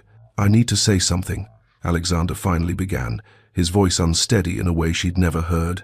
And I need you to listen completely before you respond. Can you do that? Evelyn nodded, her heart hammering. When I intervened at the garden party, I told myself it was duty to your father, honor, the right thing to do. He stared at his hands. That wasn't the only reason. He forced himself to meet her eyes. These weeks with you, conversations, debates, watching you rediscover yourself, have shown me what was missing from my life. Not a wife in the traditional sense, not an ornament or a duty, but a partner, an equal. Someone who challenges me and makes me laugh and sees past the title to the person underneath.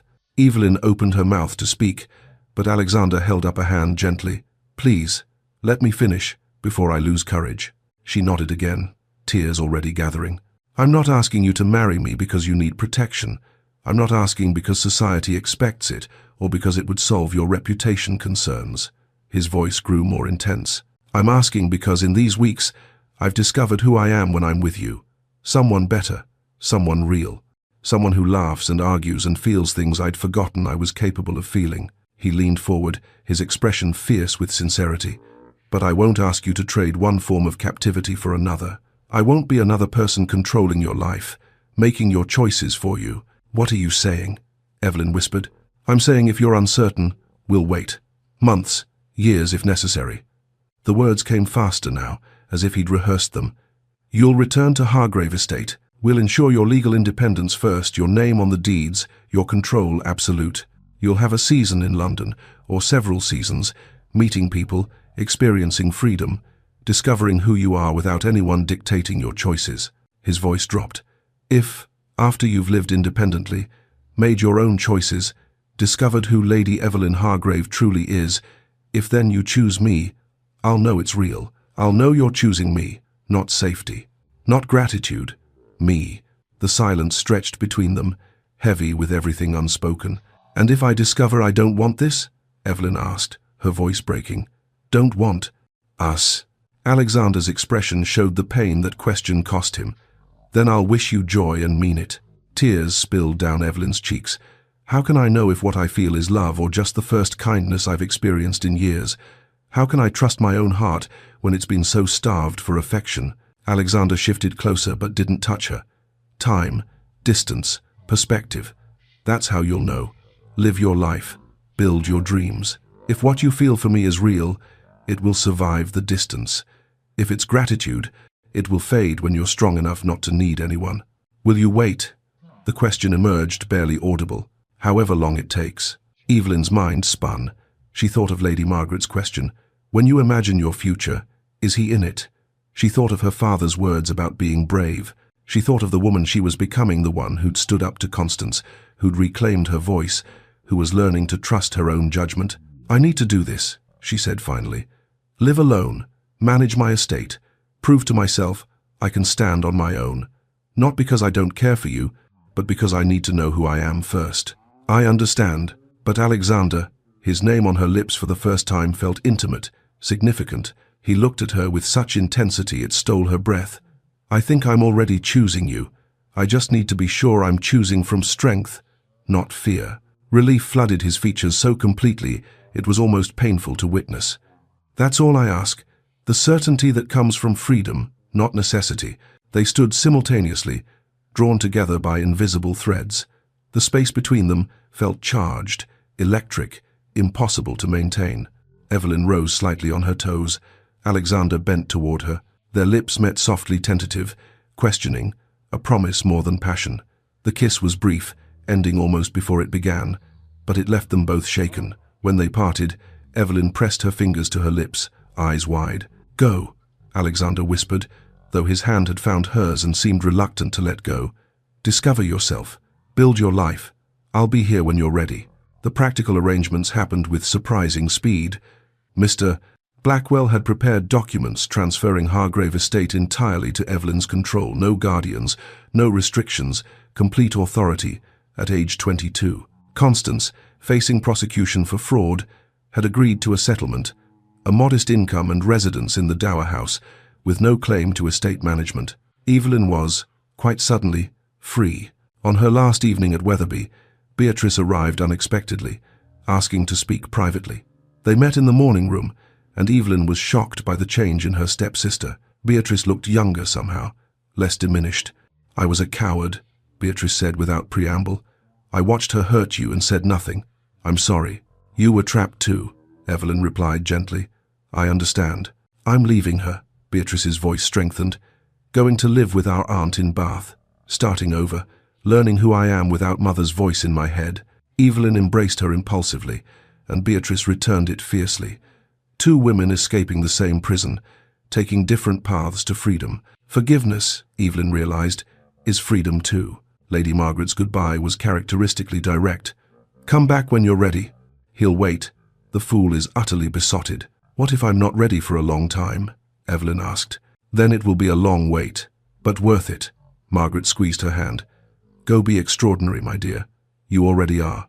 The carriage journey back to Hargrave House felt surreal. Evelyn clutched her father's pocket watch, its familiar weight grounding her.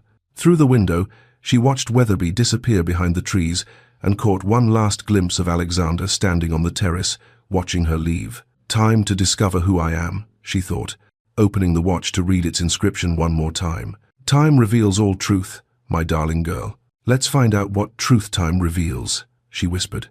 Behind her, Alexander stood alone on the terrace long after the carriage vanished. The estate felt emptier than it had in years, but mixed with the loneliness was something unexpected. Hope. She would come back, or she wouldn't. Either way, he'd given her the greatest gift he could, the freedom to choose her own future. He turned back to Weatherby, alone but strangely at peace. Whatever truth time revealed, they would face it honestly. And that, perhaps, was the truest form of love. Chapter 8. Becoming. Letter 1. 2 weeks after leaving Weatherby. Dearest Alexander, Hargrave House feels different now. It's mine, truly mine. I walked through Father's study yesterday and wept, but this time with relief, not grief. I'm home. Mr. Blackwell has been invaluable. Every document, every deed, now bears my name alone. Constance tried to contest the settlement, but her solicitor convinced her she'd face criminal charges if she pursued it. She remains in the dower house, bitter and isolated. I should hate her, perhaps. Instead, I pity her. What a small, fearful life she must have led to become so cruel. The staff have returned those Constance dismissed. Their joy at coming home mirrors my own. Mrs. Fletcher, our old housekeeper, actually embraced me. "You look like yourself again, my lady," she said. "I'm not sure I knew who that was 6 months ago, but I'm discovering her now. I miss our debates about Tudor politics. I miss the library at Weatherby. I miss, well, that's enough confession for one letter. Yours in friendship, Evelyn." First month, reclaiming the estate. The September sun beat down on the south fields as Evelyn stood among her tenant farmers, her practical boots muddied and her hair escaping its pins. She'd called this meeting herself, asking, not ordering the farmers to share their concerns about the estate's management. Thomas Webb, a weathered man of perhaps 60 with hands like gnarled oak, spoke with the blunt honesty of someone who'd spent his life working the land. "Begging your pardon, Lady Evelyn, but the drainage in the low fields has been failing for 2 years now. Lady Constance wouldn't authorize repairs. We lose a quarter of the crop every spring to standing water." "Show me," Evelyn said simply. Webb blinked, surprised. "Show you, my lady? I can't fix what I don't understand. Show me the problem." They walked the fields together, Evelyn and a dozen farmers who'd expected a brief audience, not an inspection. She asked questions, took notes in a leather-bound journal, listened with the intensity her father had taught her. The drainage issue, the cottages with failing roofs, the outdated crop rotation that exhausted the soil. "Estate management ain't women's work," Webb muttered, though not unkindly. "No disrespect meant, but these are complex matters." "My father taught me everything," Evelyn interrupted, her voice steady. "Every contract, every system, every decision. Watch what I can do, Mr. Webb, then tell me again what is and isn't my work." 3 months later, when the new drainage system was installed and functioning perfectly, Thomas Webb tipped his hat to Evelyn with genuine respect. She overheard him speaking to another farmer. "Lord Hargrave would be right proud of her, sharp as any man I've known, and twice as fair." The compliment, backhanded as it was, made her smile for the rest of the day. Letter 2. 8 weeks later. Alexander. Success. The new drainage system is installed in the south fields. Thomas Webb, Remember I mentioned him? Actually smiled at me yesterday. For that man, it's equivalent to a standing ovation. I've discovered I'm good at this. Not just competent, but genuinely skilled. There's a satisfaction in solving problems, in seeing immediate results of decisions. Is this what you feel managing Weatherby? This sense of building something that matters, that will outlast you? Lady Thornbury called today with thinly veiled questions about my situation with you. I told her we were friends. The look on her face suggested she found that both incomprehensible and scandalous. Apparently, gentlemen and ladies cannot be friends in her world. But we are friends, aren't we? Even if, there might be more. I attended my first London event last week, a small musical evening at Lady Hertford's. I wasn't sure how I'd be received, given the scandal. Some doors are closed to me now. The Pemberton sisters cut me directly, and Mrs. Wessex made a pointed comment about damaged reputations, but others have opened. I met several fascinating women. Mrs. Adelaide Thornton, a widow who runs her late husband's shipping company and speaks 5 languages.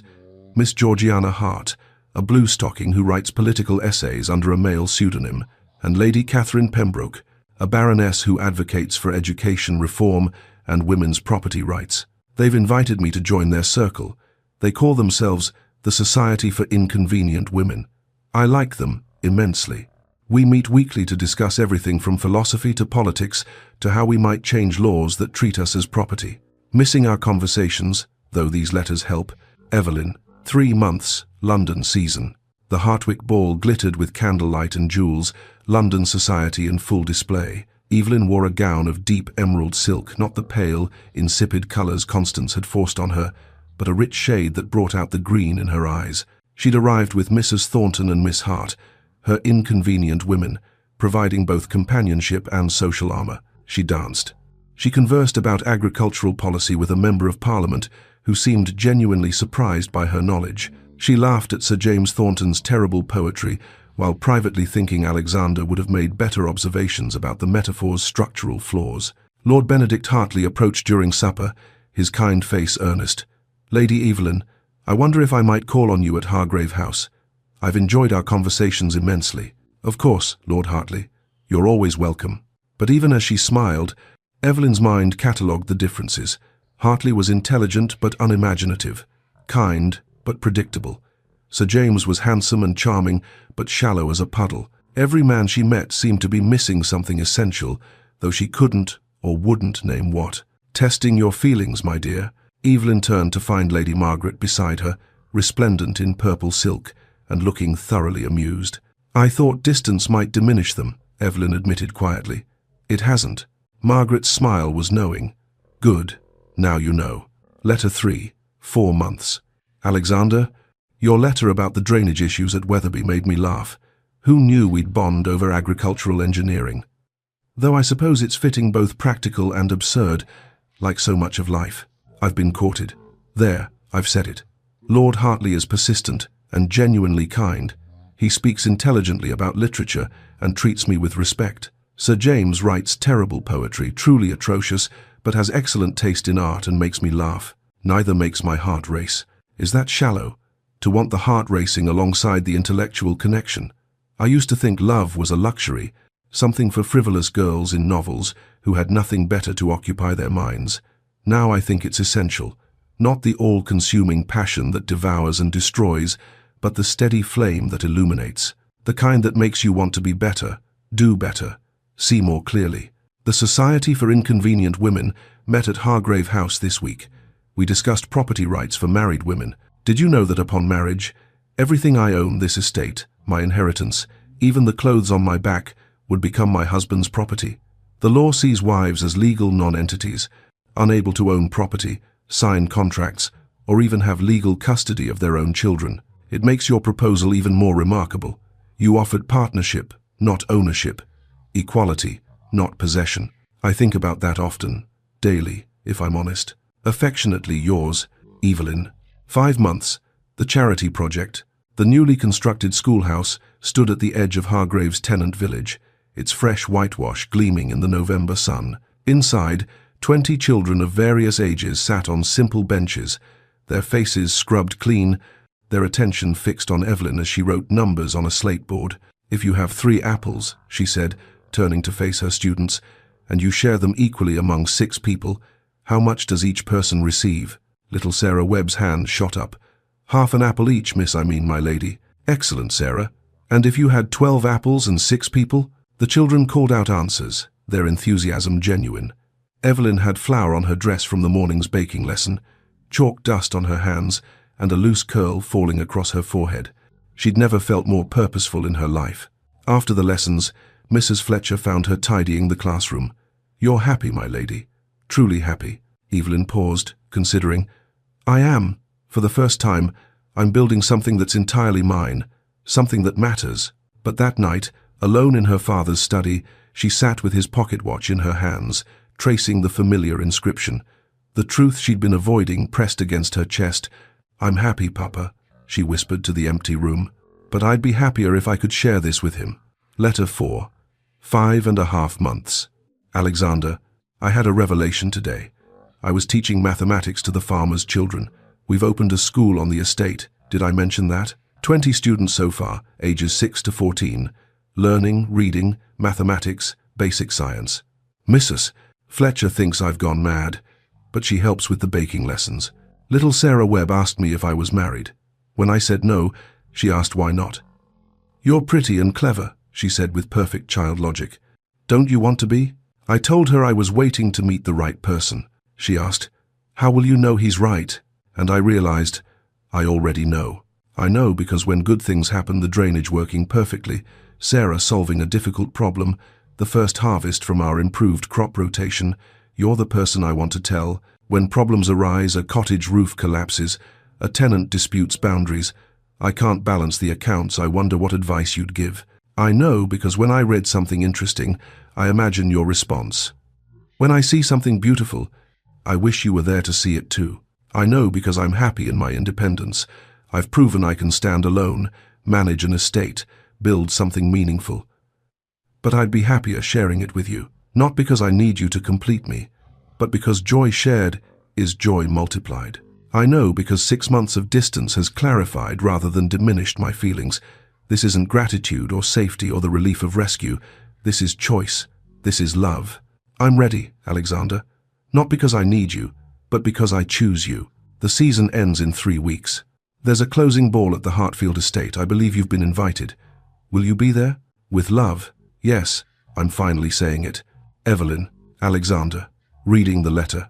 Alexander stood at the window of his study at Wetherby, reading Evelyn's letter for the 3rd time. 6 months he'd waited, giving her the space she needed, maintaining distance even when every instinct screamed to ride to Hargrave House and what? Undermine everything he'd promised? Pressure her into a decision she wasn't ready to make? But this letter, these words, I choose you. James Worthington found him standing there, grinning like a fool at a piece of paper. Good news? James asked, though the answer was obvious. Send word to London, Alexander said, folding the letter carefully. I'll need my formal attire prepared.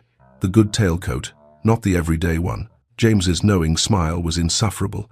Finally. What do you mean, finally? I've been patient. You've been miserable. But yes, admirably patient in your misery. James clapped him on the shoulder. I'm happy for you. She's extraordinary. She is, Alexander agreed quietly.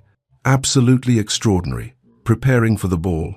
Evelyn stood before the mirror in her bedroom at Hargrave House, barely recognizing the woman looking back.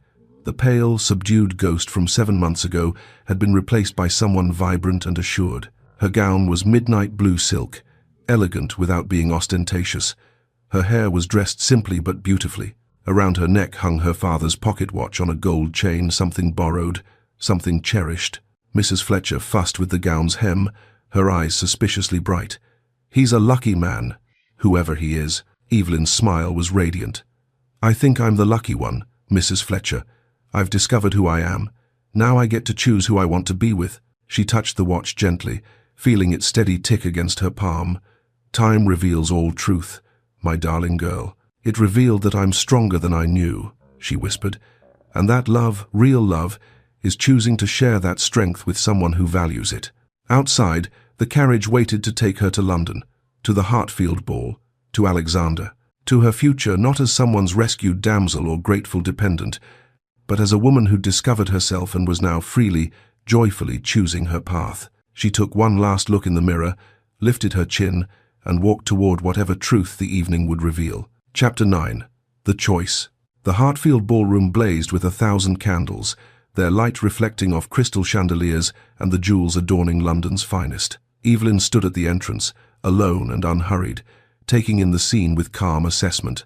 This was the same society that had witnessed her humiliation 7 months ago, the whispers, the judgment, the scandal.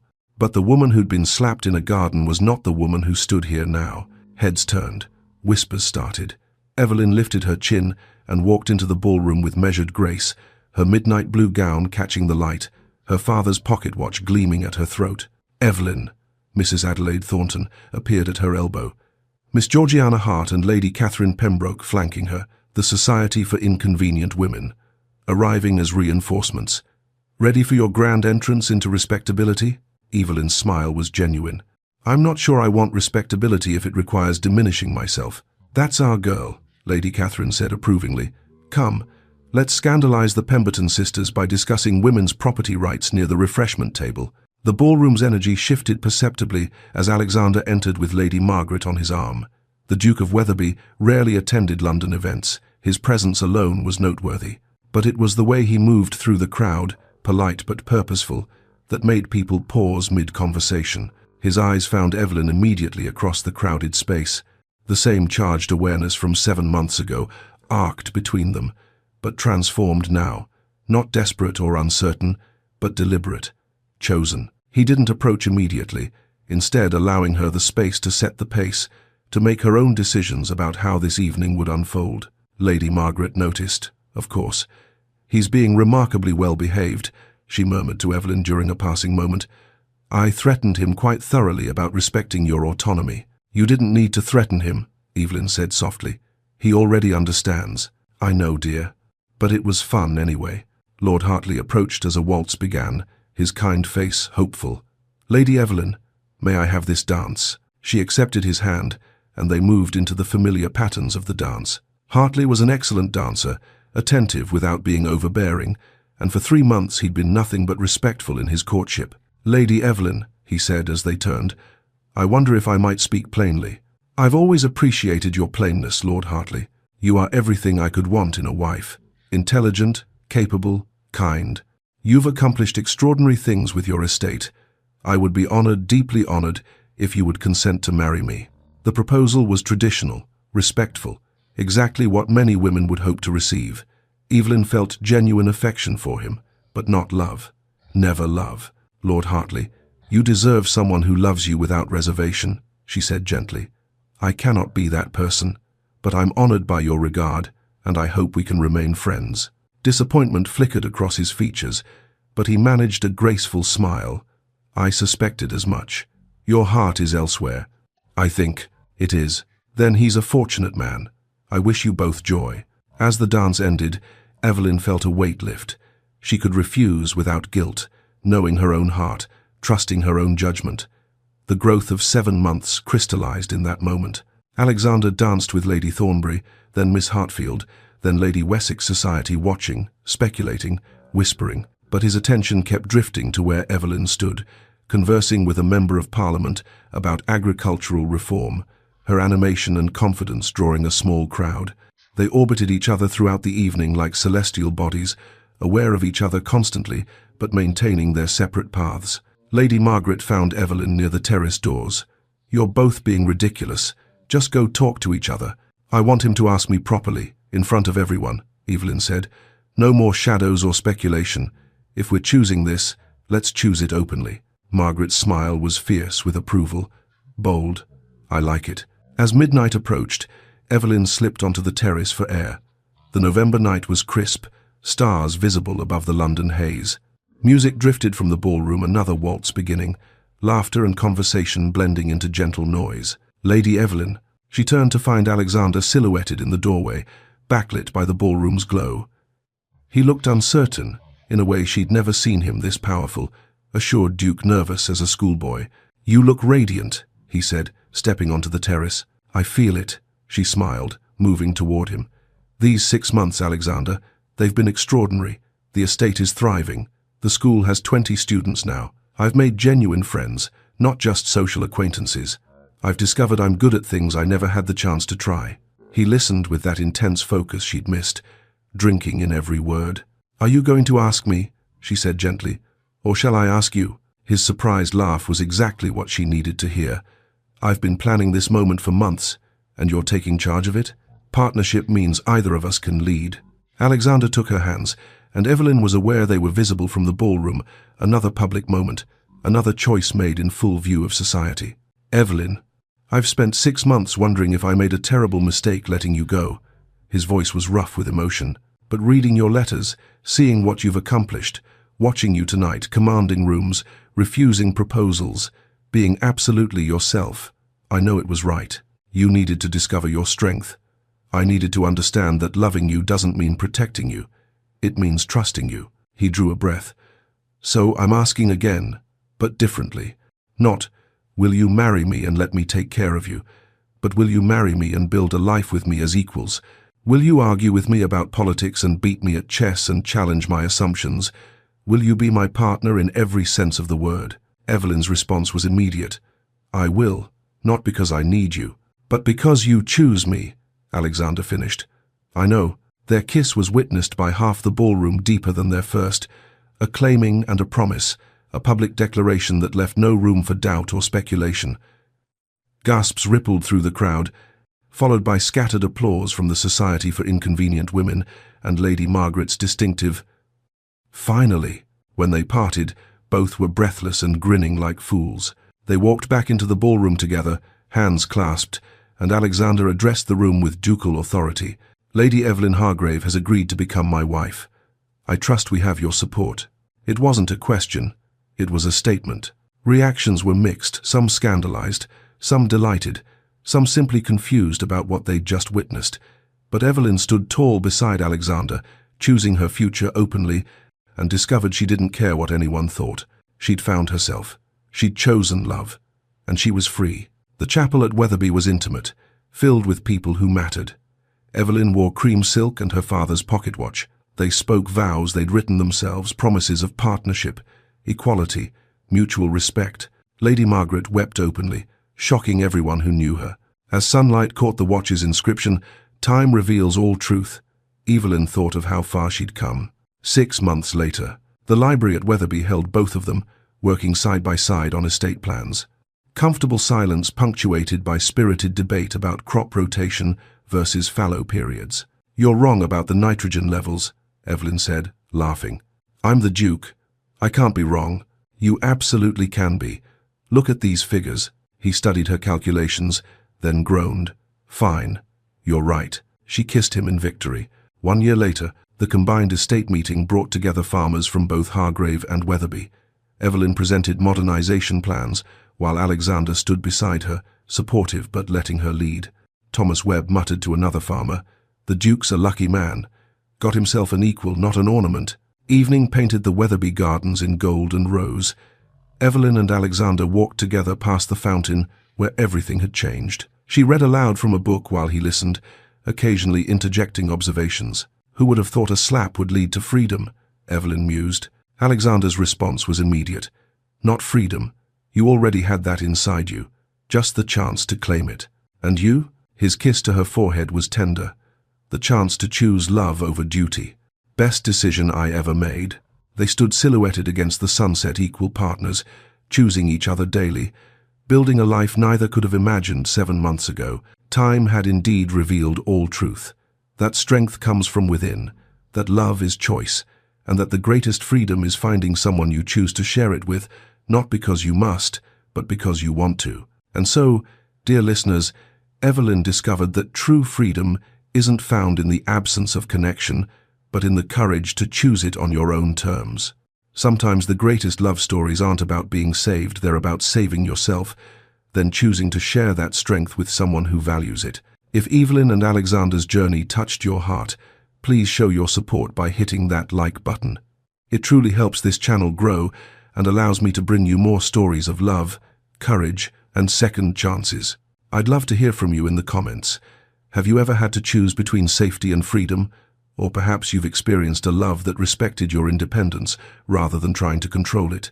Share your thoughts below. I read every single comment, and your stories often inspire future tales. Don't forget to subscribe and ring that notification bell so you never miss a story. Coming up next, we have another sweeping historical romance about a widowed countess who must choose between her late husband's fortune and the penniless artist who sees the woman she truly is. Thank you for spending this time with me, letting me share Evelyn and Alexander's story with you. Remember, you are worthy of love that celebrates your strength, not one that diminishes it. Until next time, dear listeners, may you always choose courage over comfort and love over fear.